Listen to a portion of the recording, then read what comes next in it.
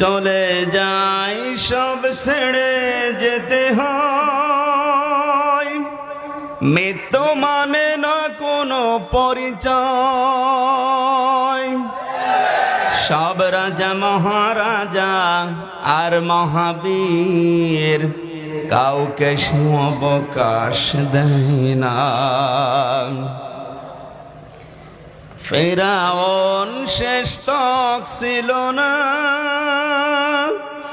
মৃত্যু তাকেও ছেড়ে দিল না। থেকে গেছে তার সব স্মৃতিচিহ্ন, কেউ আজ তার হয়ে রয় না। এই সেই পিরামিড দাঁড়িয়ে। মানুষ এখন কিন্তু আগস্টের 5 তারিখের আগে নেই, এরা হাঁ করলে বুঝে ফেলে। সুতরাং কথাবার্তার খুব হিসাব করে বলা দরকার। যতদিন পর্যন্ত আপনাদের সাথে আমি ছিলাম, কোনদিন আমার নামের আগে পরে কোনো বদনাম আমি শুনিনি। কিন্তু যখনই বললাম যে এতদিন তো সংসার করলাম, থাকে একটু আলাদা হয়ে যায়, আপনারা নিজেরাই বলেন আমরা বড় ভাই হিসাবে মানি। আমি অন্তত ছোট হিসাবে ছোট ভাই। বাংলাদেশের প্রেক্ষাপট তো এই, বড় ভাই ছোট ভাই থাকলে একেবারে মরণ পর্যন্ত কেউ এক জায়গায় থাকে না, আলাদা হয় না। আমরা নাই ছোট ভাই হিসাবে তো আলাদা হয়েছি, তাই আপনি এরকম কথা বলবেন। এখন আপনি যে কথা বলছেন আপনার ফতোয়ায় তো আপনাকে আমার মনে হয় নিষিদ্ধ করা দরকার। আমি এখন কথা বলছেন আমির হামজাকে আমরা নিষিদ্ধ করতে চাই, ওর গায়ে 71-এর কাঁটা আছে। কেন ওই সময় জোট করেছিলেন, আমার সাথে কাঁটা ছিল না। কথা বলছেন এখন, এতদিন পর্যন্ত আপনাদের সাথে ছিলাম, কাঁটা ছিল, কিছুই বলেননি।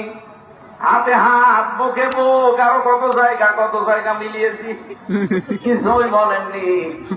একটু ছোট ভাইয়ের মতো আলাদা হয়ে সংসার করছি, এর আপনার ফতোয়া বাজি আরাম করে গেল। ফতোয়া যদি দিতে থাকে, আপনার ফতোয়ায় আপনার বিচার করা হবে। আপনি নিষিদ্ধ জানার পরেও যেহেতু জট করেছিলেন, সুতরাং আপনাকেও নিষিদ্ধ করা দরকার। আর খালি খালি খালি কথা বললে রাজাকার আল বদর রাজাকার, মিথ্যা কথা বন্ধ করা লাগবে। রাজাকার দোয়া তুলেছেন আমাদের দলে মাত্র 37 জন রাজাকারের তালিকা। আর যারা রাজাকার বলে মুখে ফেনার বলে তাদের 1040 জন, 1003 জনই বেশি। আপনারা এ ফতোয়া তো আমাদের দেওয়া দরকার যে আপনারা রাজাকারের দল। সুতরাং এই কথা যেন কেউ আগামীতে আর না বলে। বললে আমি বাকি শব্দটা বললাম না।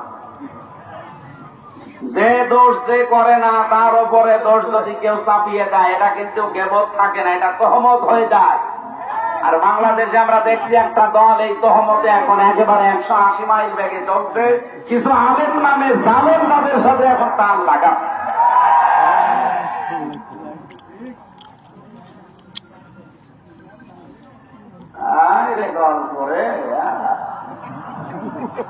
আপনি ওয়াজ শুনতে এসেছেন নাকি মোবাইলে নাতিকে দেখাচ্ছেন?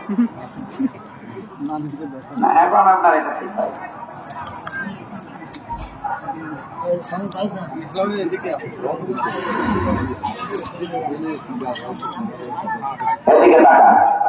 আমি যে কথা বলছি, কথার পেছনে কোনো দলিল নেই, না মনে যা আসে তাই বলছি।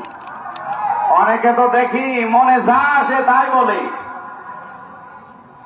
কাফা বেলমারে কাজী বানাইও হাদিসা বিকুল্লি মা সামিয়া। একটা মানুষ মিথ্যাবাদী হওয়ার জন্য এতটুকুই যথেষ্ট, যা শুনে তাই বলে। আপনি দেখেন বাংলাদেশে এখন এই শ্রেণীর মানুষ বেশি। আপনি একটা বক্তব্য শুনলেন, আগা নেই মাথা নেই, মাঝখানে একটা কাটিং কথা শুনি আন্দাজে ফতোয়াবাজি করেন। এরকম অনেক আলেমও এখন দেখছি বের হচ্ছে। আমি আবার বলছি, কাফা যথেষ্ট বিল মারই, একটা ব্যক্তির জন্য কাযিবান মিথ্যাবাদী হওয়া, আইয়ু হাদিসা বিকুল্লি মা সামিয়া, যা শুনে তাই বর্ণনা করে, চিন্তা গবেষণা না করে। আমার এই যে নমিনেশন ঘোষণা দিয়েছে বাংলাদেশ জামাত ইসলামী মে মাসের 5 তারিখে, বলেন এর আগ পর্যন্ত আমার বিরুদ্ধে আমি তো কোনো কথা শুনিনি। আমি তো এর আগে ওয়াজ করেছিলাম, কয় এর আগে তো এই ওয়াজ গুলো কাটিং করে কেউ ছাড়েনি। যে বিষয় হোক তার আগে পরে আপনি শুনতেন, শোনার পরে দেখতেন না কথা ঠিক আছে, কিছুই বলতেন না। কিন্তু এখন দেখেন কাটিং করে 1.5 ঘন্টা কথা বলে সেখানে মানুষ 1.5 মিনিট ছেড়ে দেয়। এখানে পোশাক করিবেন, না করিলে 50 টাকা জরিমানা। সাধারণ মানুষ যারা না বুঝে ভুল করে আমি তাদের ব্যাপারে কিছু মন্তব্য করি না, কিন্তু যারা বুঝে ভুল করে 2টা ক্ষতি হবে আপনার। 1 নম্বরে আপনি আমার তহমত দিলেন, 2 নম্বরে আপনার কিন্তু হেদায়েত নসিব হবে না, বেঈমান হয়ে মারা যাবে।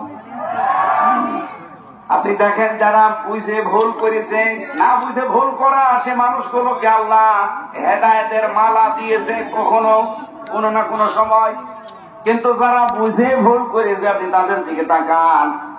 আজকে এই তাফসীরে দেখছিলাম আসার সময়, আখনাস ইবনে শুরাইক এই লোকটা একদিন আবু জেহেলের কাছে এসে বলছে, নেতা মুহাম্মদ যা বলে এই কথাগুলো তো আমার ভালো লাগে, আপনার কি মনে হয়?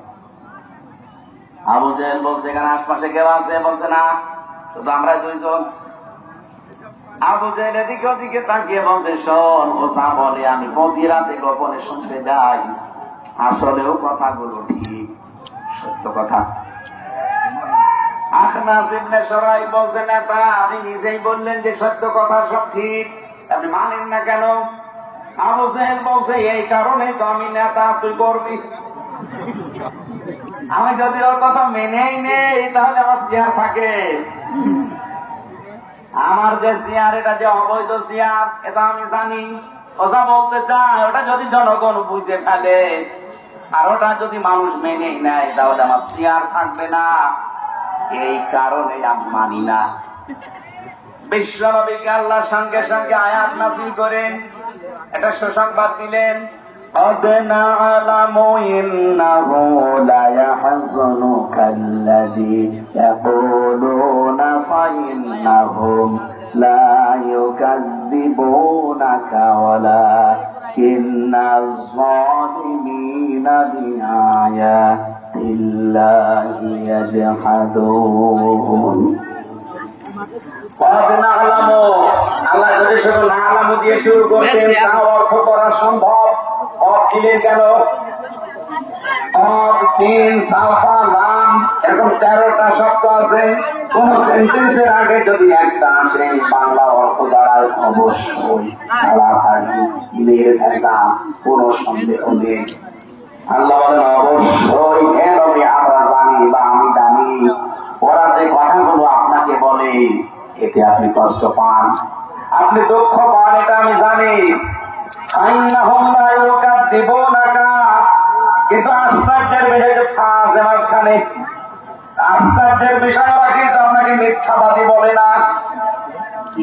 আপনাকে আমি 40 বছরে কোরআন দিয়েছি, এর আগেও আপনাকে ওরা আজ পর্যন্ত মিথ্যাবাদী বলে নাই। এই 40 থেকে 63-23 বছরেও আপনাকে মিথ্যাবাদী বলে নাই। হ্যাঁ, ওরা আপনাকে গণক বলে, ওরা পাগল বলে, ওরা কবি বলে, এই সমস্ত নামগুলো আপনাকে ওরা দিয়েছে, কিন্তু কোনদিন আপনাকে ওরা মিথ্যাবাদী বলতে পারে নাই।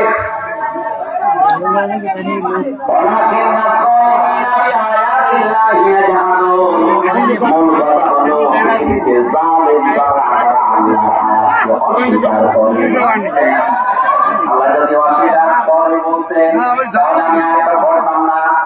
পড়ছি এই কারণে হাঁটুন এটা বোঝাবে, হাঁটুন এটা বহুবচন। বহু জালেম দুনিয়ায় আছে যারা আল্লাহ আয়াতকে অস্বীকার করছে, করবে। এই জালেমদের ভেতরে অনেক আলেমও থাকতে পারে।